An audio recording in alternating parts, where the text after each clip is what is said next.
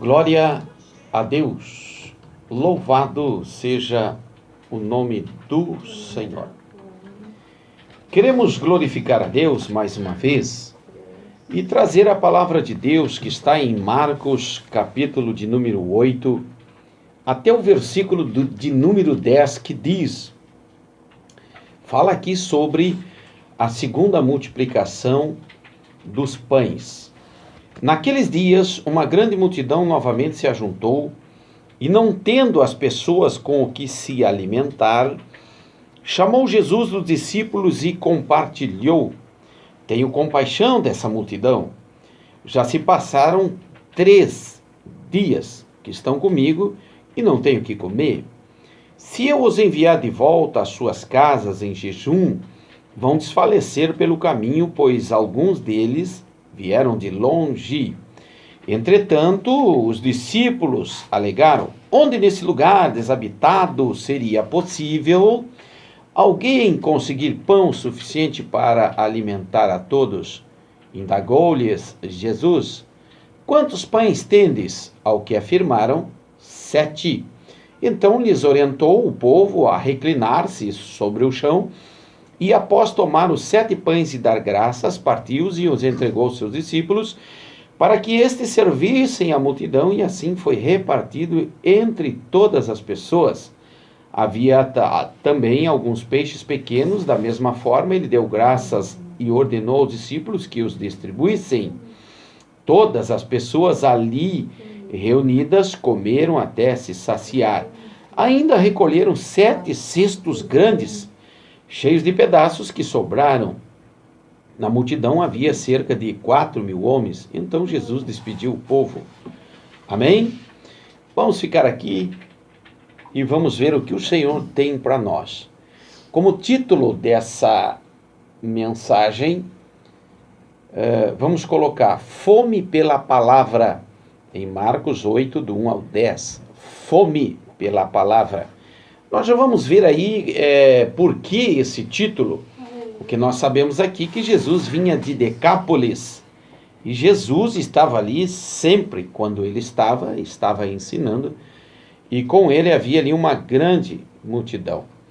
E a Bíblia diz que as pessoas não tinham com que se alimentar. Ora, nós observamos aqui a fome pela palavra, porque aquelas pessoas estavam acompanhando Jesus, e Jesus percebeu que aquela multidão, e a Bíblia registra que era 4.000, estavam sem alimento. E a Bíblia diz que Jesus conversa com seus discípulos, como quem dizendo: o que vamos fazer? O que você sugere está ao seu alcance? Vocês, como os discípulos, conseguem alimentar o povo? Logo surgiram, entre tantas questões, a impossibilidade de alguns que diziam: não temos aqui nesse lugar alimento para alimentar tanta gente. Então Jesus indagou: quantos pães? E ele afirmou: 7.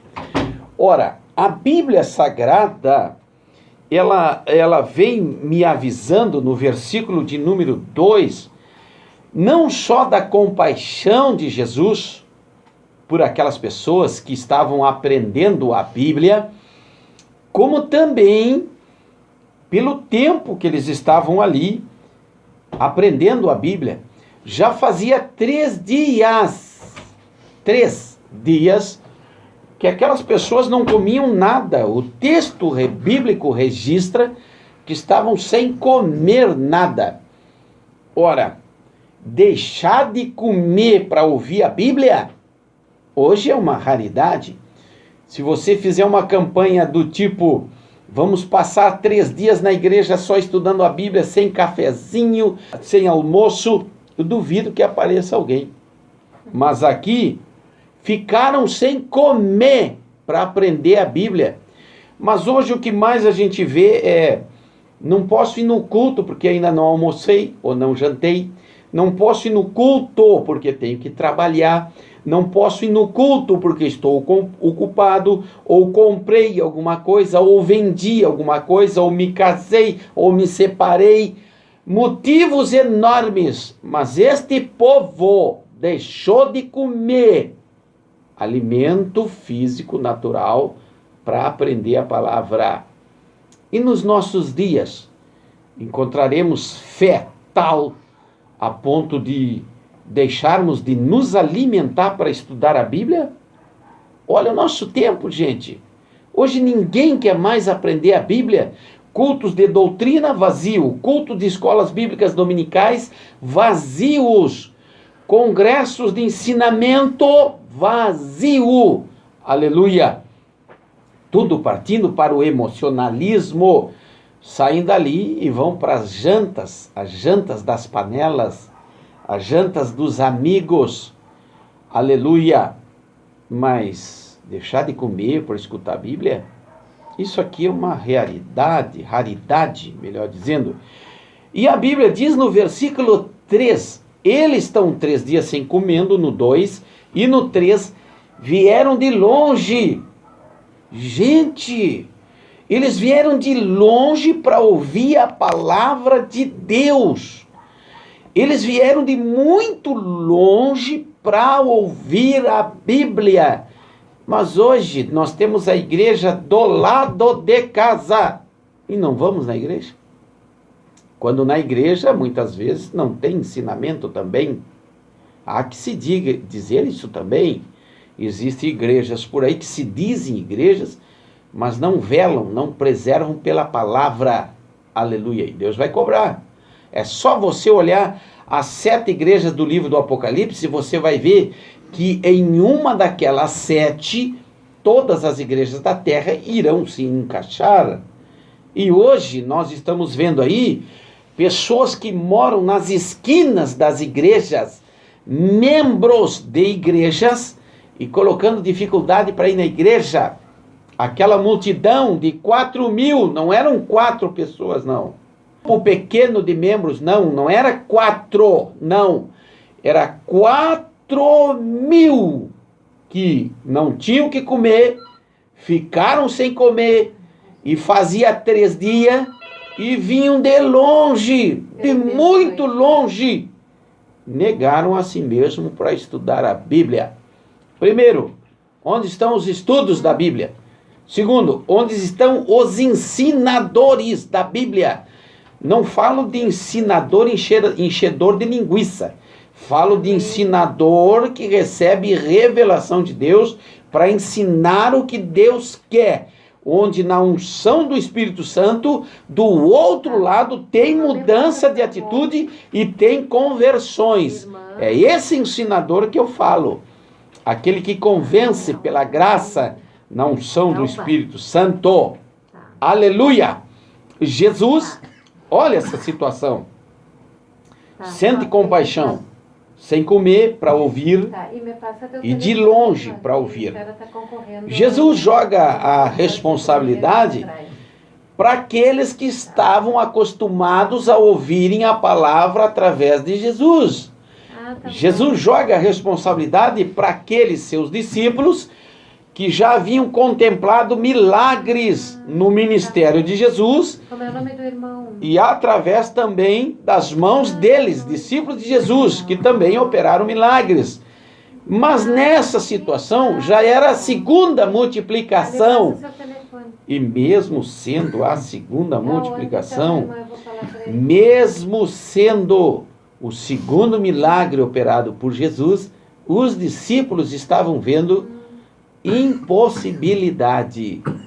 Mas nós sabemos que para Deus nada é impossível. E a Bíblia diz que Jesus falou: quantos, o que tendes aí? Alguém diz assim: temos aqui 7 pães. Quando olhamos a primeira multiplicação, que tinha 5 pães, 2 peixinhos, na primeira sobrou 12 cestos. E na segunda multiplicação sobrou 7 cestos. Entendo que na primeira multiplicação se refere ao povo judeu. Jesus multiplicando para o povo judeu. Jesus multiplicando a palavra. a Israel, aos seus irmãos, sobrando 12 cestos, tipologia das 12 tribos de Israel. Já na segunda multiplicação, são 7 pães e sobram 7 cestos cheios, grandes e cheios, tipologia de pães para 7 igrejas. E quando nós olhamos aqui na sua essência, no contexto desta palavra, logo nós entendemos que para recebermos a providência de Deus, aleluia, para recebermos o refrigério de Deus, nós precisamos nos alimentar da palavra de Deus. Nós precisamos comer Bíblia, investigar Bíblia, estudar Bíblia, questionar Bíblia, ir para a oração e pedir a revelação de Deus pela Bíblia, o que ela quer dizer e o que ela nos revela.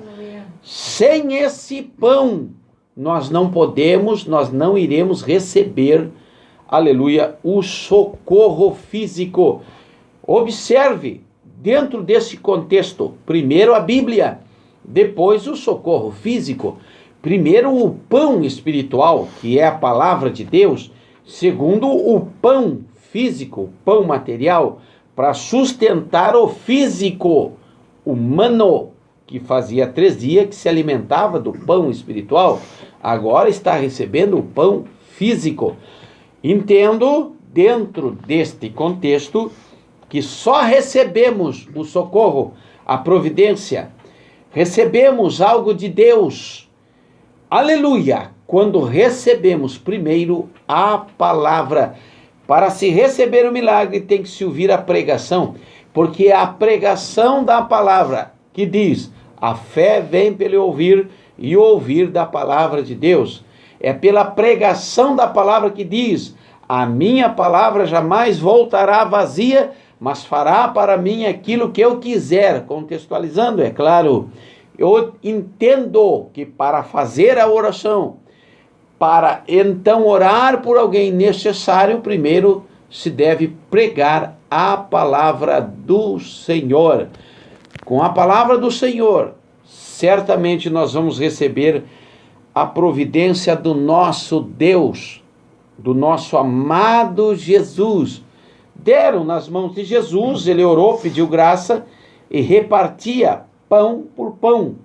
Quando ele repartia o pão por pão, pedaço por pedaço, colocando nos cestos, aleluia, apareceram 7 cestos, os quais foram se enchendo pelo milagre manifesto através da pessoa de Jesus. À medida que enchia os cestos nas mãos dos discípulos iam distribuindo para a multidão que estava assentada. Logo se entende que cesto é ministério.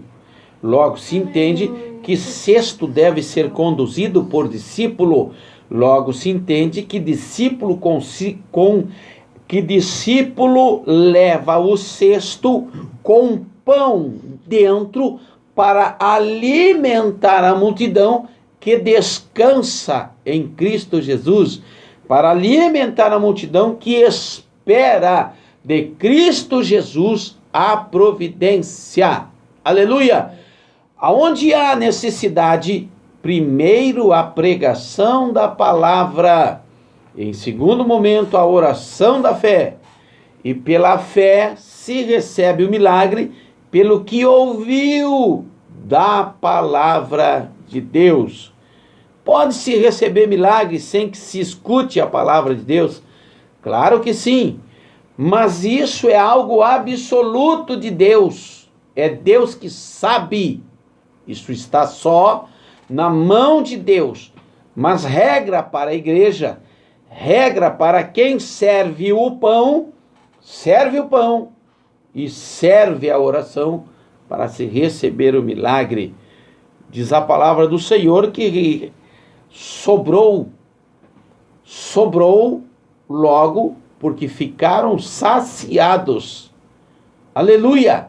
Quem busca o conhecimento bíblico sacia a sua sede na terra.